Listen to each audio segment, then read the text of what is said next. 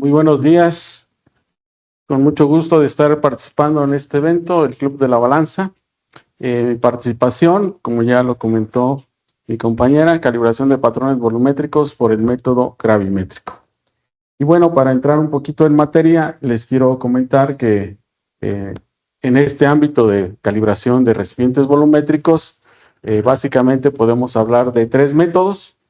Métodos geométricos, método gravimétrico y métodos de transferencia volumétrica. La aplicación de cada uno de ellos básicamente depende del tipo de recipiente y de la capacidad de este. Por ejemplo, los métodos gravimétricos son ampliamente utilizados en la calibración de recipientes de gran capacidad, como lo son los recipientes o los tanques que se utilizan para almacenar hidrocarburos, ya sea en estado líquido o en estado gaseoso.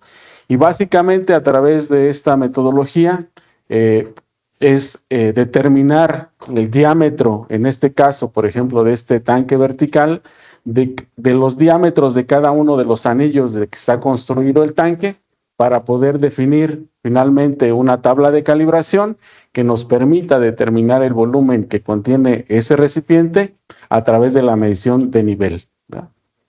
Esta determinación de este diámetro pues se puede hacer a través de medios físicos meramente, utilizando cintas, o utilizando medios ópticos, ¿verdad?, a través de teodolitos, o tecnologías más sofisticadas como el uso de láser tracker. El otro método, que es el que vamos a hablar más ampliamente en esta presentación, pues es el método gravimétrico, que básicamente el título, como lo dice, calibración de patrones volumétricos o recipientes volumétricos. Y en este método, pues lo que determinamos es la cantidad de agua o la masa de agua que nos puede entregar este tipo de recipientes. Y una vez conocida la masa de agua y sabiendo la densidad de ese fluido a la temperatura que se está haciendo la calibración, podemos determinar su volumen. El tercer método es un método que le llamamos secundario, porque parte de que previamente contemos con un patrón volumétrico calibrado, a partir del cual podamos calibrar otro recipiente de la misma capacidad o un múltiplo de este a través de la transferencia de volúmenes conocidos al recipiente que se quiere calibrar, ¿verdad? O el uso de un medidor de flujo para poder determinar el volumen principalmente de tanques, ¿verdad? Tanques que igualmente pueden ser calibrados por métodos geométricos, pero que también puede ser utilizado este método volumétrico utilizando un medidor de flujo que previamente fue calibrado utilizando una medida volumétrica, un patrón volumétrico.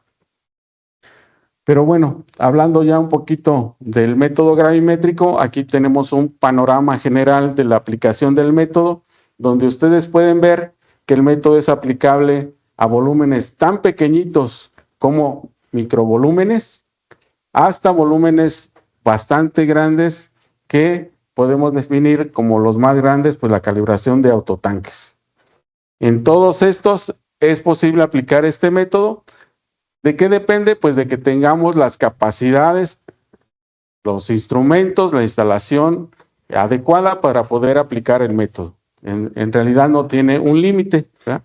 En cuestión de microvolumen podemos ver que el método se aplica para la calibración de este tipo de instrumentos que son ampliamente utilizados en el ámbito alimenticio y clínico, ¿verdad?, en donde tenemos instrumentos que pueden medir volúmenes desde 1 microlitro hasta 1000 microlitros. Las capacidades que tiene nuestro laboratorio aquí en el CENAM, y son las que están expuestas aquí, que yo les marco, pues tenemos capacidad para medir o calibrar instrumentos desde 10 microlitros hasta 1000 microlitros. Nuestra capacidad en cuanto a incertidumbre es desde 0.5 a 0.2% para este tipo de instrumentos. Obviamente, los instrumentos y la instalación que se requiere para poder llevar a cabo la calibración de estos instrumentos es muy específica, ¿verdad?, y hay que tomarla en cuenta para poder llevar a cabo la calibración correcta de estos instrumentos.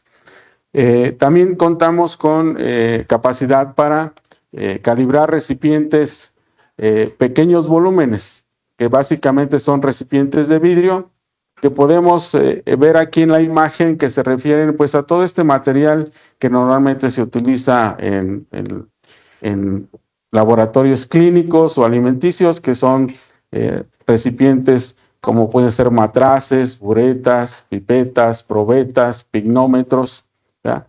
En donde se requiere definir su volumen. Nuestras capacidades en este sentido van del orden desde 10 microlitros hasta 2 litros. ¿Ya? Y las incertidumbres que se pueden lograr van del orden de 0.004% a 0.01%.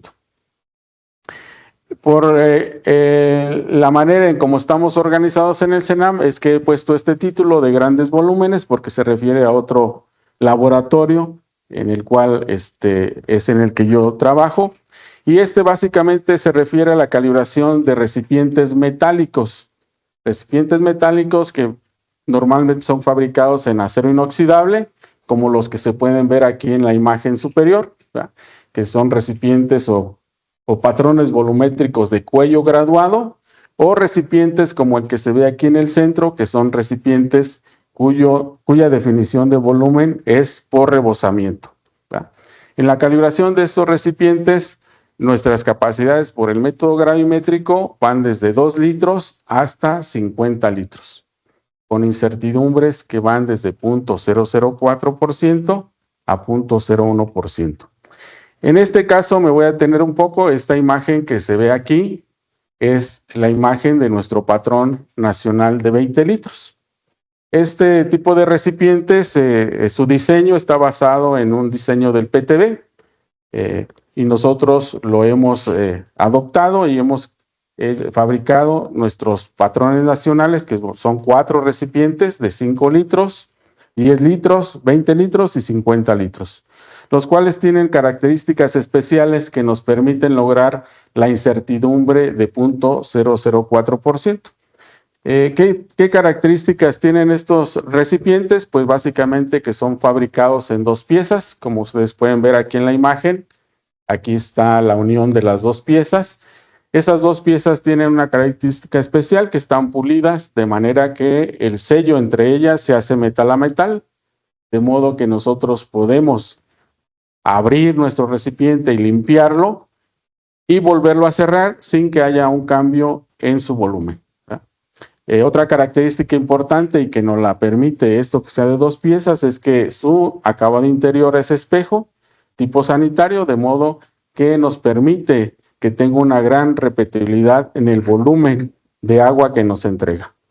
Una tercera característica es que su definición de volumen es por rebosamiento, es decir, se llena por la válvula de 3 vías que tiene la parte inferior, y una vez que se llena el recipiente y se desborda aquí en esta cámara de rebosamiento, una vez que llega ahí, el ajuste de su volumen se hace de manera automática, de manera que es muy repetible el volumen que nos puede entregar de agua.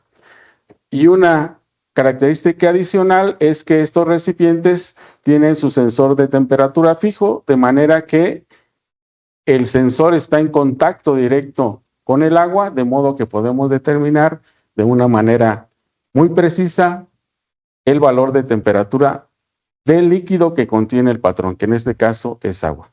Eso nos permite que podamos tener una incertidumbre muy pequeñita en la calibración de estos recipientes. Otra aplicación que se tiene para el método gravimétrico, pues ya es en la calibración de volúmenes mayores, tanques de almacenamiento, como son los autotanques. No es muy común que se tenga este método aplicado para este tipo de recipientes, sin embargo existe y es posible determinar el volumen de estos recipientes por métodos gravimétricos. Esto no es un servicio que se dé en el CENAM, pero sí hay laboratorios acreditados que pueden dar este servicio a través de este método. Generalmente estos tanques pues tienen capacidades desde 10 metros cúbicos hasta 40 metros cúbicos, y las incertidumbres que se pueden lograr son entre 0.1% a 0.5%. También un poquito, aunque se sale un poquito del tema quizás, pero el método gravimétrico también es utilizado para calibrar sistemas que se utilizan en la calibración de medidores de flujo. Y es así el caso para instrumentos como este que se puede apreciar aquí, en el que son probadores que le llamamos por su tamaño compactos o convencionales, que son ampliamente utilizados en la industria del petróleo y que se utilizan para calibrar los medidores de flujo que están instalados en las líneas a través de las cuales se transporta el combustible, ¿ya? En esos casos, pues el volumen que se debe de calibrar en esos instrumentos es del orden para los compactos entre 5 y 200 litros. Para los probadores convencionales, pues pueden ir desde 500 litros hasta 30,000 litros, no hay un límite. Ese volumen que se define en esos instrumentos puede ser calibrado a través de métodos volumétricos o gravimétricos. Las incertidumbres que se tienen ya en esos instrumentos son del orden de 0.025 a 0.035%. Y bueno, también este método gravimétrico puede ser utilizado para sistemas primarios de calibración de medidores de flujo, como es el caso del sistema que tenemos aquí en el CENAM, que es un sistema estático de pesado, que es nuestro patrón nacional para calibración de medidores de flujo, el cual consta de 2 tanques de pesado, como ustedes pueden ver en la imagen, uno que es de 1,5 toneladas y el otro de 10 toneladas, lo cual nos permite llevar a cabo calibraciones dinámicas de medidores de flujo de líquidos utilizando agua en el intervalo de 30 kilogramos por minuto a 12,000 kilogramos por minuto, con incertidumbres que podemos lograr de 0.03%. Igualmente hay sistemas de tipo gravimétrico para la calibración de medidores de flujo de gas. Sin embargo, no es el caso del CENAM, pero sí existen a nivel mundial algunos laboratorios que cuentan con sistemas para calibración de medidores de flujo de gas utilizando métodos gravimétricos. Bueno, entrando un poquito ya en materia de lo que es el método gravimétrico, yo les comentaba que básicamente el método está basado en la medición de agua que nos puede entregar o contener un recipiente volumétrico. En este caso, y como se ve en el modelo, estamos hablando de agua. ¿Por qué? Porque la aplicación del método y la normatividad que existe es la recomendación que utilicemos agua, ¿verdad? ¿Por qué? Por las características que tiene el agua, porque es bastante conocido y principalmente porque midiendo la temperatura podemos a través de un modelo matemático determinar la densidad del agua, ¿verdad? De manera que si yo puedo medir la masa de agua con algún instrumento para pesar y poder medir su temperatura y a través de esta determinar su densidad, entonces puedo calcular su volumen. Ese es básicamente lo que es el método, ¿verdad? Determinar ese volumen de agua a través de la medición de masa y de la determinación de la densidad a través de la medición de su temperatura. Una vez que conozco yo ese volumen de agua que ese recipiente me está entregando o contiene, entonces en ese momento estoy asumiendo que ese es el volumen del instrumento, que ese es el volumen del patrón volumétrico, ¿verdad? Entonces, como nosotros lo que estamos haciendo es el uso de un instrumento para pesar, para definir la medición de masa de agua, y ha sido calibrado generalmente con patrones que son fabricados en acero inoxidable, y lo que yo determino es una masa de agua cuya densidad es muy diferente de la densidad de las pesas. Entonces, pues como sabemos, es necesario hacer la corrección por empuje del aire. Y como hay que hacer correcciones por empuje del aire, pues se hace necesario la medición de las condiciones ambientales, ¿verdad? La temperatura, la humedad del aire y la presión atmosférica, para poder definir o determinar la densidad del aire a través de un modelo matemático. ¿Okay? Bueno, en cuanto a la manera en cómo nosotros calibramos estos recipientes volumétricos, básicamente tenemos que tomar en cuenta estas 3 cosas. Primero, el uso, el diseño que se le da a ese recipiente, si ese recipiente está diseñado para medir un volumen a contener o está diseñado para entregar un volumen, ¿verdad? Entonces, de esta manera, pues ya nos podemos ver de qué manera vamos a llevar a cabo la calibración para poder definir ese volumen. Otra parte que hay que tomar en cuenta es si vamos a usar un método de lectura directa para definir la masa de agua o vamos a implementar algún método de sustitución, ya sea simple o sustitución doble, para poder definir la masa de agua. ¿De qué depende esto? Pues de qué incertidumbre queremos lograr en la determinación de esa masa de agua. Y otro aspecto que hay que tomar en cuenta es si nuestro sistema de pesado tiene las capacidades suficientes para hacer un solo evento y determinar la masa de agua en un solo evento, o vamos a requerir hacer múltiples pesadas.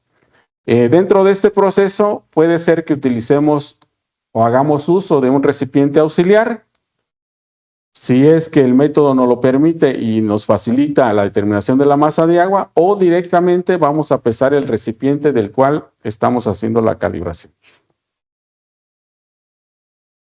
Bueno, como ya dijimos, para poder aplicar el método hacemos uso de agua.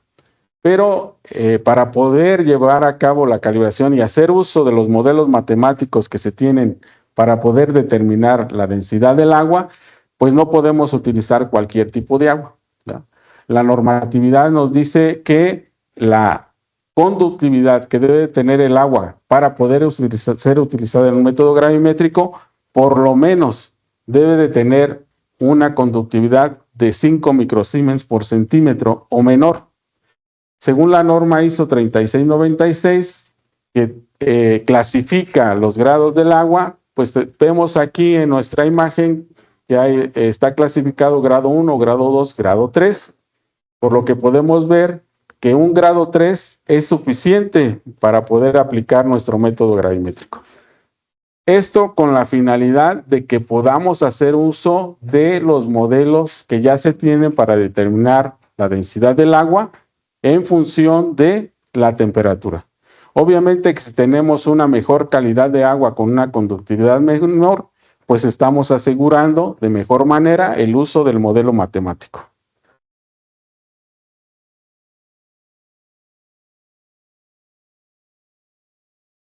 Bueno, aquí podemos ver un poquito lo que está establecido en la norma ISO 8655 para el método gravimétrico, que es para pequeños volúmenes. Sin embargo, podemos extrapolar esto hacia cualquier capacidad de volumen y vemos que especifica requisitos específicos tanto para el laboratorio como para el equipo con el cual vamos a llevar a cabo la medición.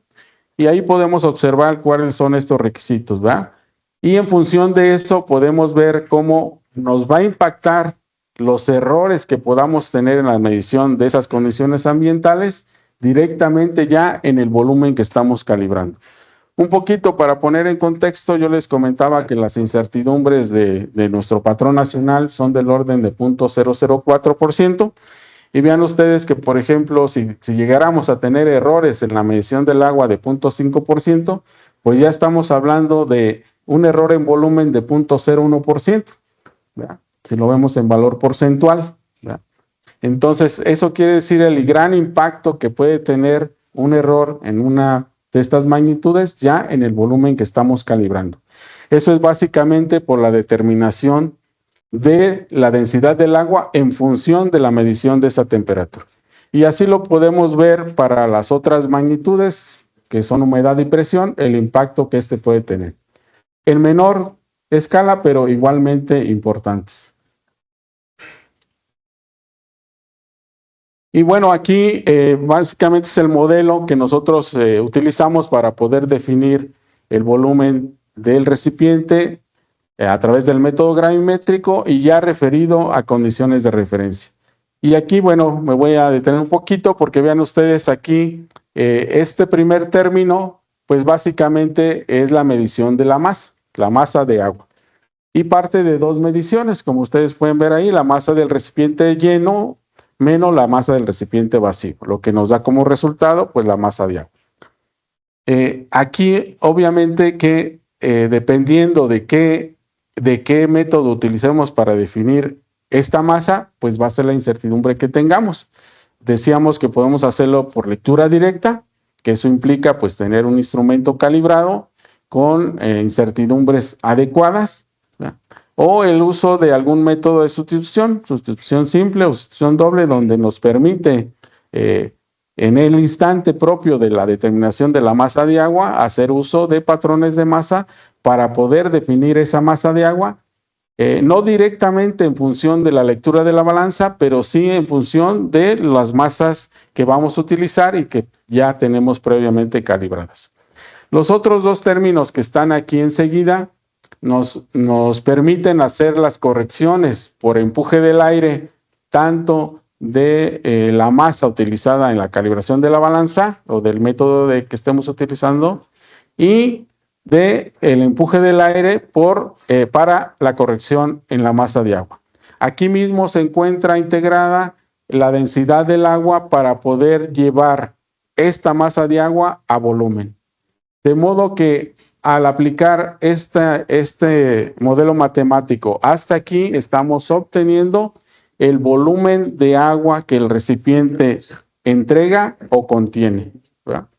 Una vez que hemos definido eso, entonces nosotros decimos que este es el volumen del recipiente que nos puede entregar o puede contener, y por medio de este factor que está aquí, que es un factor de corrección por expansión térmica de los materiales, podemos llevar ese volumen del recipiente a condiciones de referencia, para lo cual utilizamos pues este alfa, que es el coeficiente de expansión térmica del material del que está construido el recipiente, y de la temperatura a la cual estamos llevando a cabo la calibración. ¿Sí? Aquí, bueno, pues como ya platicamos, pues tenemos que hacer uso de la determinación de la densidad del agua y la densidad del aire para llevar a cabo esas correcciones por empuje del aire y para llevar la masa de agua que medimos a través de la balanza a volumen, que ese es un impacto muy grande en la determinación del volumen. Por eso la importancia de utilizar agua que nos permita hacer uso de los modelos matemáticos ya establecidos para poder determinar esa densidad en función de la temperatura.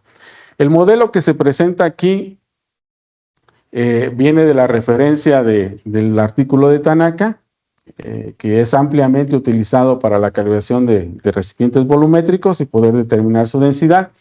Pero este modelo, dependiendo de la incertidumbre que queramos tener en la medición de esa densidad, podemos ver que tiene otras correcciones, como son la corrección por presión atmosférica y la corrección por aire disuelto, que no se expresan en este modelo, pero que dependiendo de la incertidumbre que requiramos, vamos a necesitar complementar. Y el otro modelo que se presenta aquí, pues es el modelo de la densidad del aire, que hay varios, y que básicamente lo que tenemos que tomar en cuenta es para qué valores de presión, de humedad y temperatura es válido el uso de este modelo. En este caso es el que se presenta en esa normatividad, ¿verdad? Y que tenemos que tomar en cuenta. Las incertidumbres que podemos tener en el uso de estos modelos también es algo importante, ¿verdad? Que también hay que considerar. Y como un dato adicional, pues les comento que el CENAM en su página tiene de manera libre un pequeño software que nos ayuda a determinar la densidad del aire utilizando la fórmula del CIPM, ¿verdad? La cual ustedes pueden hacer uso y que es muy amigable, y que además de darle la densidad del aire, también les permite ver qué incertidumbre pueden tener en el cálculo de esa densidad, una vez que ustedes le dan como datos por los valores de cada una de las variables y la incertidumbre con la cual están haciendo la medición de cada una de ellas, ¿verdad? En este caso yo he puesto ahí algunos valores para que vean el resultado, ¿verdad? Ustedes pueden ingresar ahí los valores de temperatura, presión y humedad que prevalezcan en su laboratorio, las incertidumbres con las cuales están haciendo la medición de estas variables, y como resultado les da pues la densidad del aire y la incertidumbre correspondiente. Es muy importante que vean ustedes esta nota que aparece aquí. Este modelo es aplicable para cuando la fracción molar de dióxido de carbono en el aire es de 400 micromol por mol. Que ese es un dato que me dicen los compañeros que es el que prevalece a nivel mundial en cualquier lado, ¿verdad? Si ustedes pudieran medir esa fracción molar, entonces podrían aplicar el modelo del CIPM y calcular la densidad del aire específicamente para esa condición. Otro dato importante, y es el que yo les comentaba, es para qué valores de presión es válido. Para presiones que van desde 600 hectopascales hasta 1100 hectopascales, y temperaturas del aire que van desde 15 a 27 grados Celsius y humedad del 0 al 100%. Esto es muy importante porque hay modelos que no tienen intervalos tan amplios, entonces es muy importante que nosotros tengamos en cuenta eso al usar algún modelo matemático. Y bueno, básicamente con esto estoy por concluido mi presentación, tomando en cuenta todas estas variables para que ustedes puedan hacer uso de este método de calibración de recipientes volumétricos y puedan obtener las incertidumbres que se requieran según la aplicación. Muchas gracias.